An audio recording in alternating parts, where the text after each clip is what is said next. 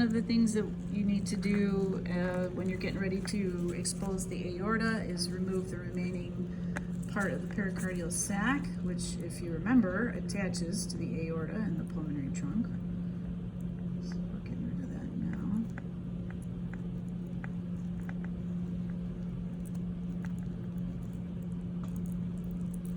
And now you can clearly see that arch of the aorta coming off the top of the heart right here, this little curve. And then we have our brachiocephalic artery.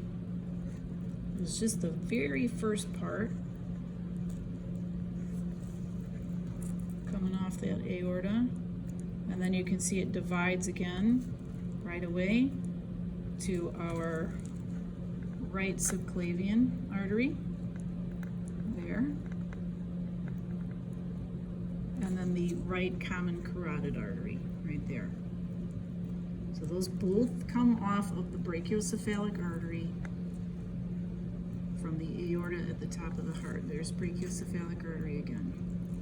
If we continue following the aorta over to the left, then we see the left common carotid artery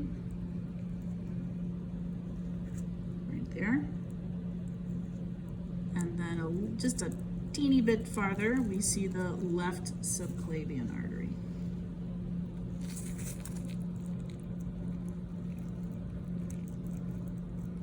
Right there. Okay. All right, now we're going to follow that aorta off the top of the heart as it curves around to the left and follow it down behind the heart there. So now we're looking deep into the thoracic cavity. This is the descending aorta. And that will pass through the diaphragm into the abdominal cavity and then begin to branch off to feed the internal organs of the abdominal cavity.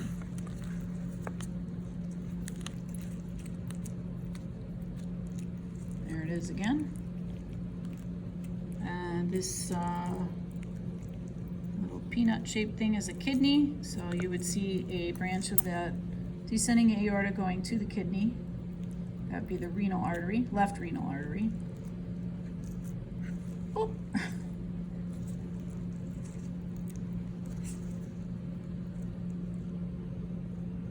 There we go. And right next to it is the left renal vein, too. Anyway, the descending aorta is going to continue branching to feed the different organs of the abdominal cavity all the way down to the bottom, where we get one last branch right there. And the left side heads toward the left leg, and the right side heads towards the right leg. This is the internal common iliac artery. Common iliac artery, and then it branches to internal and external. And there's so it goes left, right. Left common iliac artery, and then right common iliac artery, which will then further branch to feed the leg and then down to the tail region. You can see that from there. Yeah. Okay. When the last branch passes through the abdominal wall to the leg, this becomes the femoral artery. And this is a big artery as well. It's feeding the entire leg, although it will branch to feed specific structures, but the entire blood supply for the leg passes through that femoral artery, so damage to that can be life-ending. A lot of blood passes through there. Okay, just to reiterate, we've got our descending aorta, and then the last division, so you get a Y there, right and left. We get the common iliac artery, that's the left common iliac artery there, and then some more branching, with the bigger branch becoming the external iliac artery, or left external iliac artery. Once it crosses the abdominal wall, it is now the femoral artery.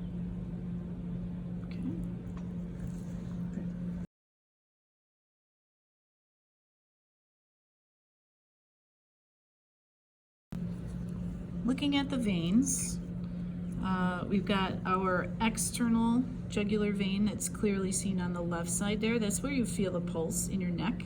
That's going to drain the head. There's also an internal that we weren't able to find very clearly that drains the throat.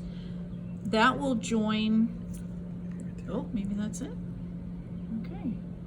So external and internal jugular vein will join with the subclavian and empty into the left anterior vena cava. So the rat has actually two anterior vena cavas, left and right, whereas we only have the one superior vena cava. So there's left anterior vena cava that kind of bends over to the right, and then with the right anterior vena cava empties into the right atrium. Posteriorly, we see the posterior vena cava. That's draining the blood that has been circulating around the body below the diaphragm there. So that's right above the diaphragm. We can see it passing there, draining parts of the liver, continuing on down. And now we can see it in the main part of the abdominal cavity there. And you can see that there's also a right renal vein. There's also, I'm sorry, that's the left side, the left renal vein. There's also a right kidney, but it's underneath the intestines there. So generally speaking, you would see veins and arteries paired. One, the artery bringing oxygenated, glucose-filled blood to the organ, and then the vein running right alongside the artery, draining the oxygen-poor blood back to the heart.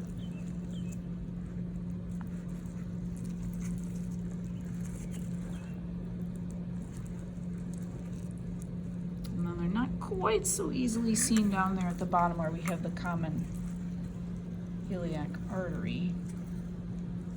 You can kind of see where it divides into that Y there. Definitely not.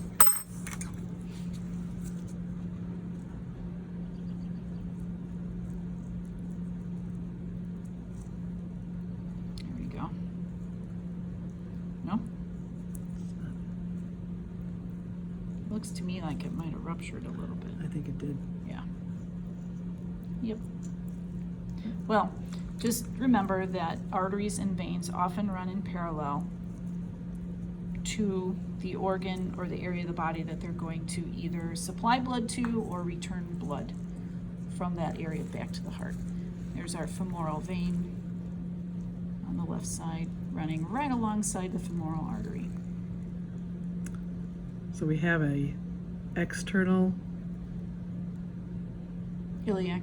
common iliac vein as well as the external common iliac artery, and they're next to each other. Right. We've got our common iliac vein and our common iliac artery.